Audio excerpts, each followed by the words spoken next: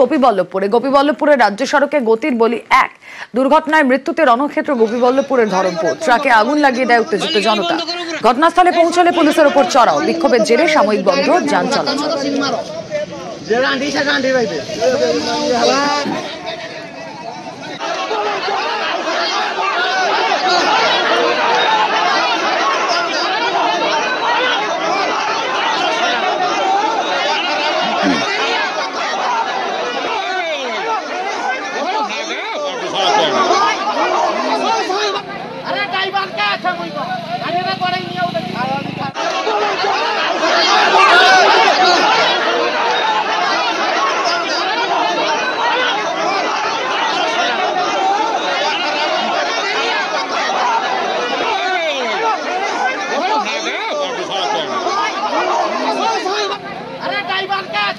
পথ দুর্ঘটনা ঘিরে ধুন্ধুমার